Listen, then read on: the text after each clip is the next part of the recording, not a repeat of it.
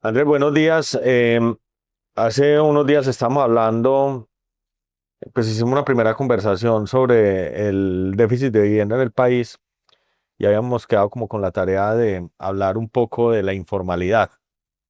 Em, Sé que preparaste unos números, me gustaría que arrancáramos por ahí como para hacer una introducción al tema, ¿te parece? Sí, perfecto, Lucas, gracias. Bienvenidos todos a este espacio. Lo que hemos revisado es unas cifras que nos invitan a pensar que hay un problema grande en nuestro país de formalidad en la construcción, que se construyen un cierto número de viviendas, pero la conformación de hogares es muy superior a ese número de venta de vivienda nueva. Y lo vemos con cifras de corto plazo, es decir, comparamos el año 2020, se vendieron 202.000 viviendas nuevas en el año 2020, pero se crearon 330.000 hogares. Eso quiere decir que 61% de esos hogares creados representan las viviendas nuevas que se comercializaron en ese año.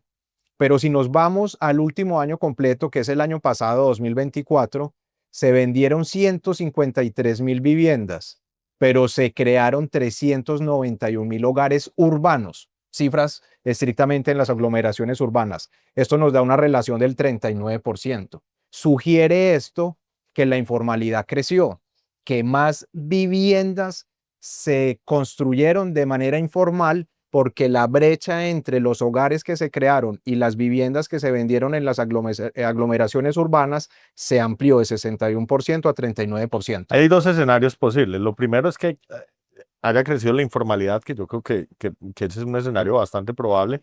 El segundo es que hay muchas familias viviendo en hacinamiento, que es un fenómeno cultural que también de alguna manera estamos viendo, y es que, pues, en ciertos estratos uno ve que los hijos se empiezan a quedar más tiempo en las casas. O sea, el famoso bombril, pues, que nunca sale de la casa de los papás.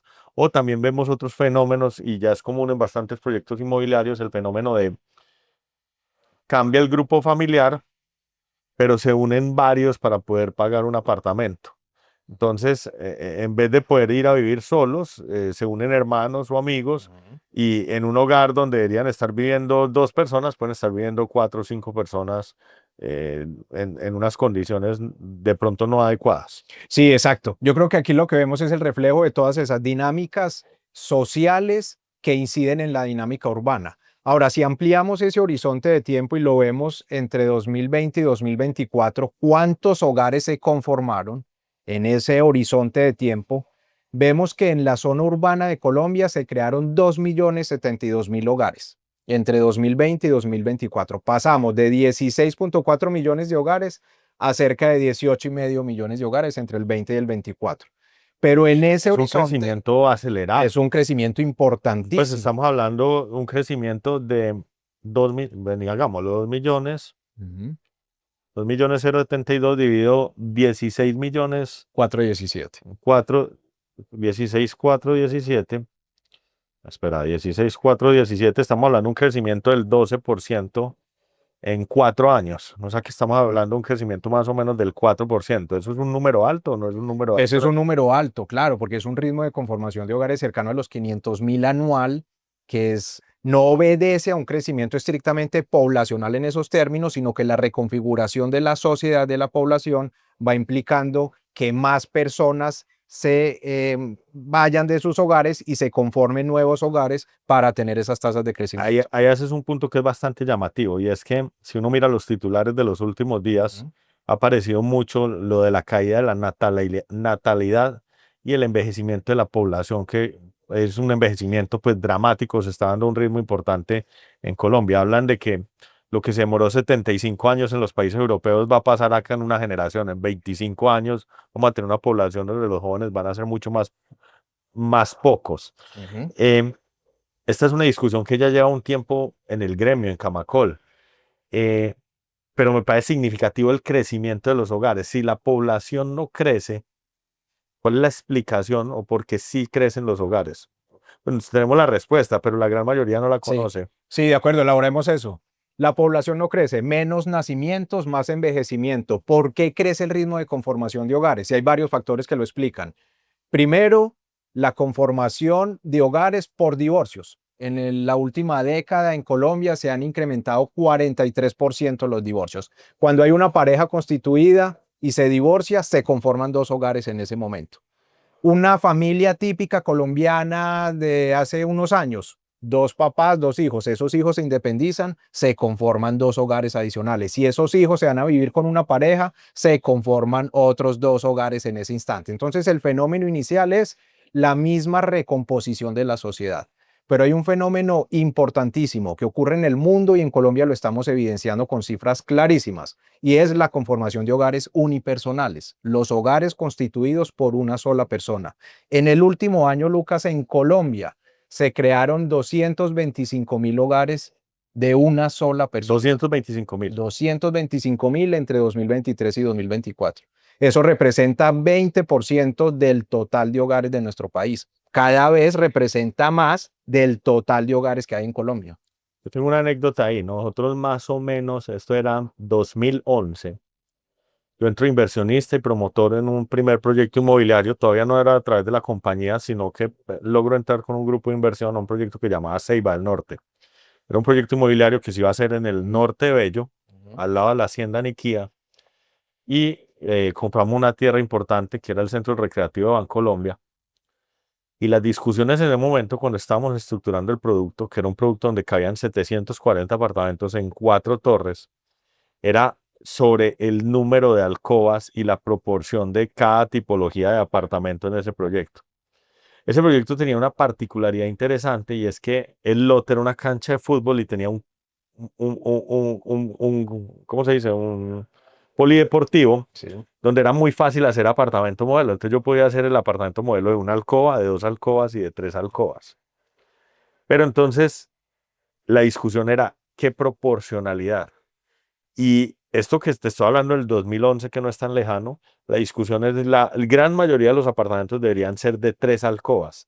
La segunda gran mayoría deberían ser apartamentos de 2 alcobas y media, que era, digamos, el apartamento de 3 alcobas un poquito más hacinado, porque decían, el grueso de esto es para familias. Pero eso viene cambiando de manera dramática. Hoy,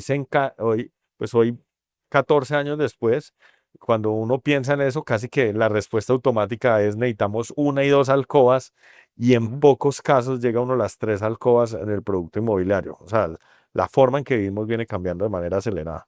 Sí, claro, Lucas. Y mira que eso deriva en la reflexión de entonces cuál es el inmueble que satisface las necesidades de esta población, que se va reduciendo en el tamaño de las familias, que se va reduciendo en las áreas que se necesitan de uso privado, que se va reduciendo también en que más hogares están compuestos por una sola persona y requieren un tipo de inmueble diferente que no es el que está en oferta hoy ampliamente. Yo creo que hoy la respuesta es no hay un inmueble que se adecue a todos los tipos de familia. Particularmente, y lo podemos investigar, es si te pones a ver el tamaño de los hogares, ha tomado mucha relevancia el hogar unipersonal, pero es el 25-28% de los hogares, o sea, no es la gran mayoría, es el 25%. Igual pasa con los hogares de parejas, igual pasa con los hogares de un hijo y los de 4, y ahí podemos tener el 70% de la población. O sea que hoy tenemos un mercado fraccionado donde yo creo que sí es muy importante entender las necesidades del consumidor para poder definir el perfil y el producto, porque seguirán existiendo familias. Claro. Tú y yo tenemos, No. tenemos familias, ahora yo me separo y entonces cambia o se recompone totalmente el producto. El producto inmobiliario que necesitamos ya. Yo ya necesito 2 apartamentos, uno para mis hijos y su señora y otro para mí completamente distinto. Pero yo creo que hoy no hay un producto que sirva para todos como era antes, que uno decía todos los apartamentos de 3 alcobas. Sí, sí, de acuerdo, claro. Y el stock hoy de las familias, la cantidad de familias que existen, es una familia más numerosa que la individualidad, es donde está creciendo más, pero hay un stock ya conformado de hogares importante que también demanda ese tipo de inmuebles. Bien, entonces para redondear aquí el tema, se han conformado 2 millones de hogares entre 2020 y 2024, pero se vendieron en el ámbito urbano en Colombia 982.000, casi 983.000 viviendas en ese horizonte de tiempo. Eso quiere decir que más o menos el 47% de esos hogares compraron una vivienda. Si cada uno de esos hogares Formal, vivienda, porque estamos hablando, Exacto. estas cifras que estás mostrando son viviendas formales. Correcto. Entonces, le queda a uno la duda, yo no sé si las cifras son suficientes para decir que el resto del otro millón de hogares sí se van a vivir a un hogar o se hacinaron. Ahí no sé si está tan claro el Sí, claro. panorama. No está tan claro la identificación de qué proporción de esta mitad de los hogares que no fueron compradores de vivienda formal Formal. fueron al déficit habitacional, no tienen vivienda, fueron a la informalidad, a construir vivienda en unos sitios donde no hay un proceso legal de construcción, de una licencia, de un permiso. Y cuando uno ve el mapa de la huella urbana de Medellín, sugiere la apropiación del territorio desde la informalidad, porque aquí hay una porción azul más clara, que es la huella urbana que tenía nuestra ciudad en 1993, luego la morada, que es 2005, y luego la gris alrededor del mapa, que es 2025 actualmente. Y cuando uno mira esa manera de las familias ocupar el territorio, le sugiere, por las extensiones del crecimiento de la huella urbana, que no está dándose vía venta de vivienda formal, porque en Medellín en el último año se licenciaron 5.000, 4.900 unidades de vivienda para construirse en Medellín. Pero esa huella urbana para 2025 sugiere que es más de 4.900 unidades las que se han construido. Y hay otro fenómeno que indica eso, y es que el POT de Medellín, que es el POT del 2014, premia la urbanización en las zonas planas. Cuando uno mira esas huellas, lo que está viendo es un desarrollo en zonas de ladera.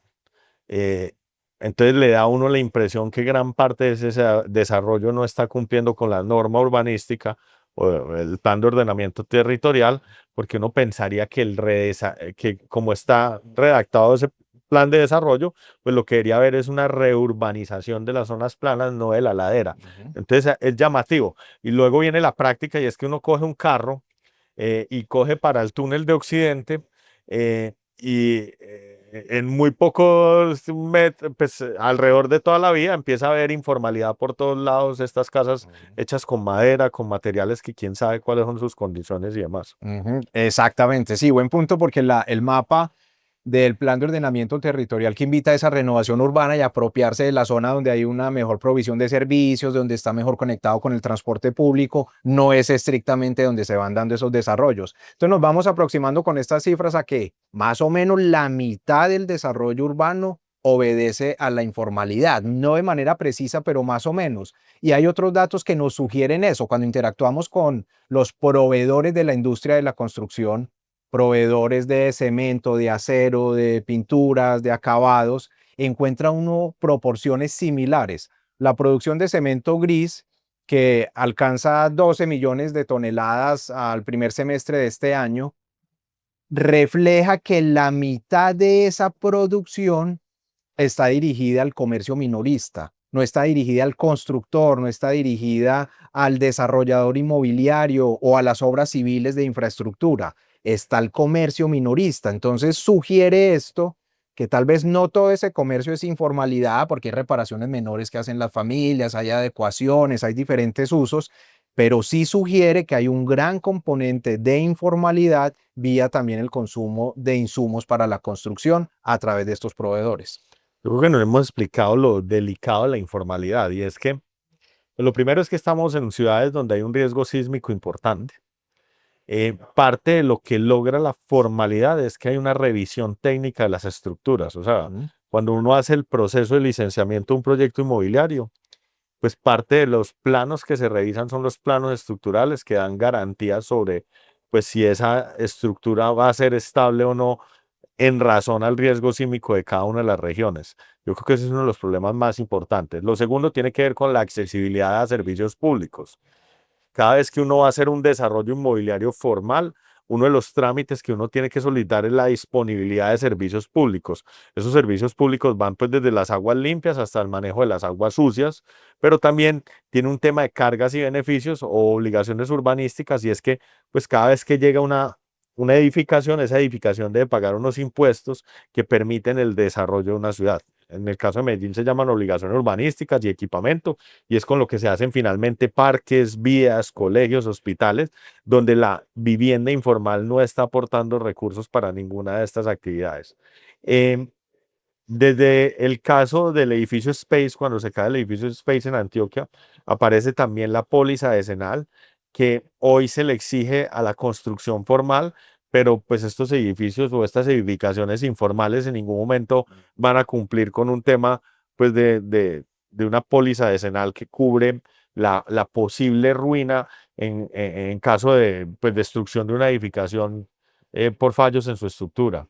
Em, ¿Qué otra diferencia? Está pues el tema predial y catastral, que son pues finalmente los ingresos de un municipio. En estos edificios regulados, eso desde el día uno está funcionando.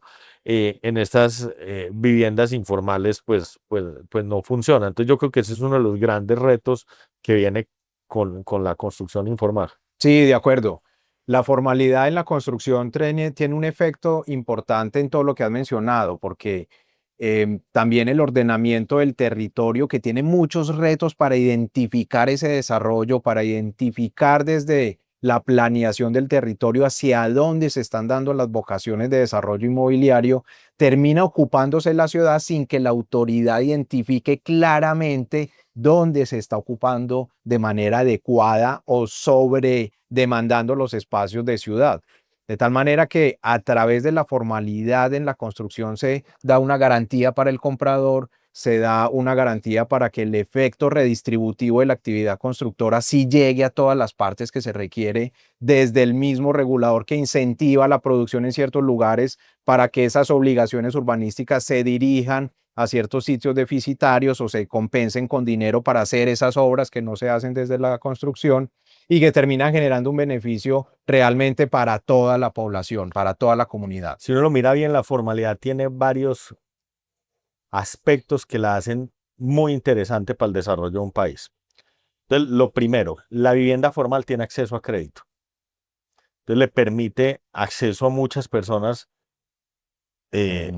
obtener crédito, pues cumplir ese sueño de comprar vivienda y tener un patrimonio y un ahorro asociado a esa vivienda formal.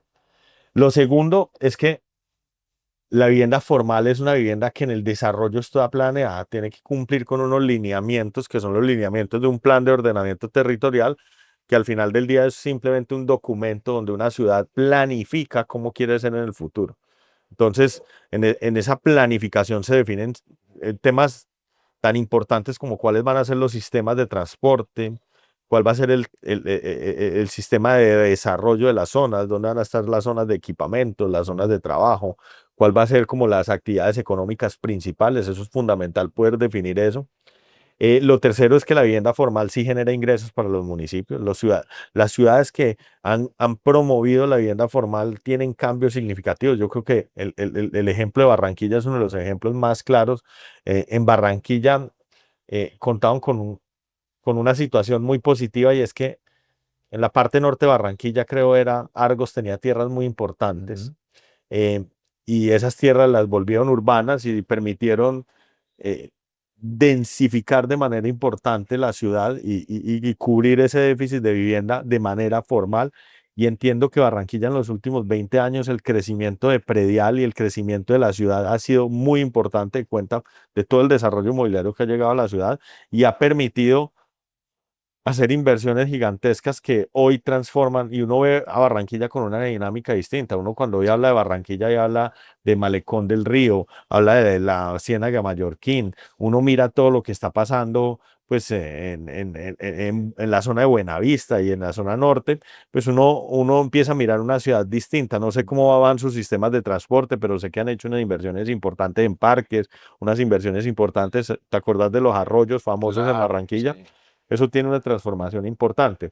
Yo creo que en una ciudad como Medellín pasó algo similar. En algún momento, por la falta de espacio, pues gran parte de los inmuebles que tuvieron que producir en esta vivienda tenían que ser de manera formal, porque pues también habían muchos ojos encima, y esa formalidad y esa densidad son los que ha permitido que esta ciudad tenga un sistema de transporte como es el metro, o que tenga los andenes que tiene, y otras inversiones importantes que se han hecho en la ciudad. Entonces yo creo que la formalidad es importante.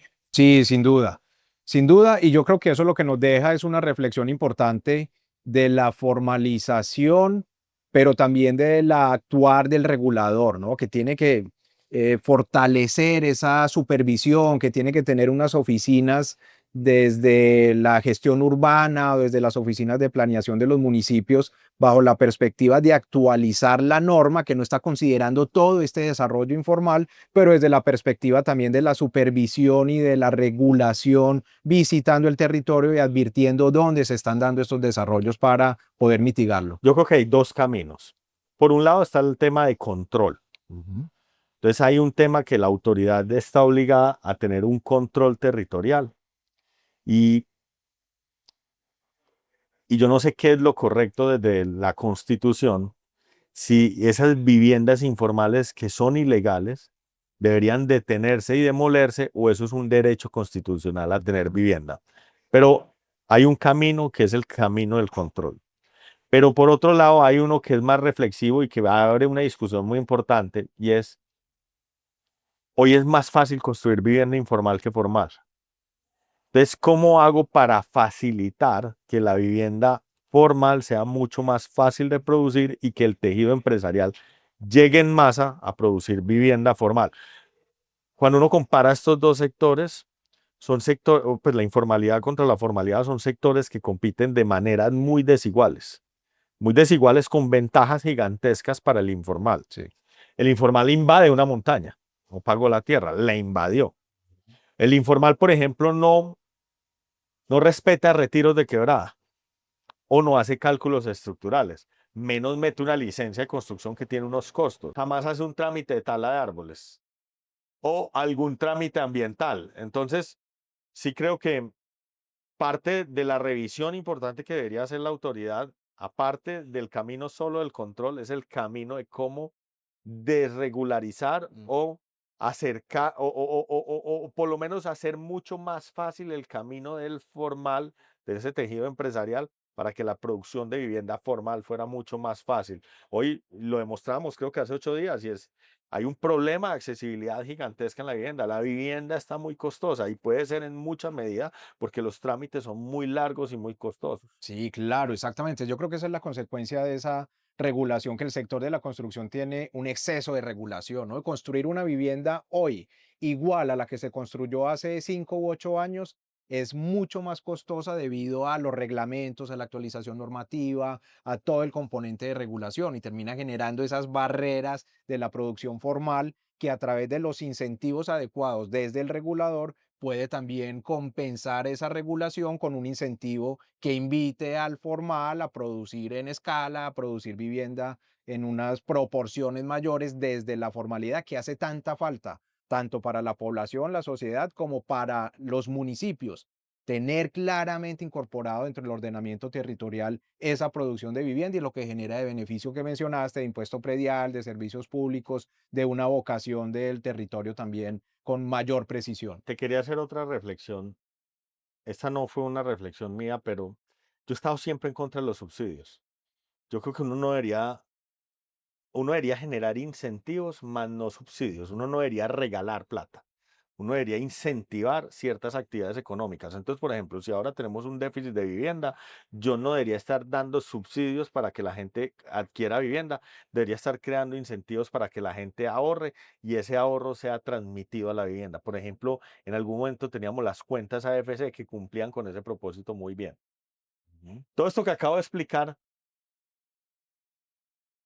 tiene un punto o un debate que me hizo cambiar un poco sobre los subsidios y tiene que ver mucho con la vivienda informal. Y es que escucho al alcalde de Barranquilla en el Congreso de Camacol explicando por qué los subsidios sí eran completamente relevantes para la vivienda de estratos bajos. Su explicación es la siguiente, y es que si uno subsidia la vivienda formal, bis y no bis, esa vivienda formal se va a terminar construyendo con los estándares que exige el municipio, que exige la planeación. Y cumplir esos estándares es mucho más económico para la ciudad que pagar el subsidio. Me explico. Si yo hago una vivienda formal, voy a cubrir, no voy a, dentro de las cosas que tengo que hacer, voy a tener, por ejemplo, retiros de quebrada. Cuando alguien hace vivienda informal, no respeta retiros de quebrada que luego terminan en No. en una inundación, una avalancha, que le termina costando mucha más plata al municipio que haber pagado el subsidio inicial para que se formalizara esa vivienda Sí. económica. Y como ese ejemplo, puede haber muchísimos. Entonces, por ejemplo, uno de los grandes retos para el desarrollo de vivienda formal tiene que ver con los preoperativos de llevar vías y servicios públicos. De pronto, esos subsidios podrían venir en que el municipio realice esos preoperativos iniciales de abrir o de dar acceso a nueva tierra para que las construcciones puedan llegar a esas tierras de manera formal y no a través de la informalidad. Entonces, costos ocultos de la informalidad. No hay acceso a crédito, Ujú. no hay servicios públicos, no hay pago de impuestos, pero tampoco hay urbanismo, no hay parques, no hay calidad de vida. ¿Cómo cuantifica uno eso? Uno lo mira, uno lo ve en las laderas. Uno aquí hace el recorrido de la Comuna 13 o se va para Manrique arriba donde está, ¿cómo es que llama esto de los grafitis? Constelaciones, creo que se llama. Y uno mira esos barrios que son barrios que se desarrollaron de manera informal. Sí. Y si esos barrios quisieran dar condiciones, digamos, bajo un estándar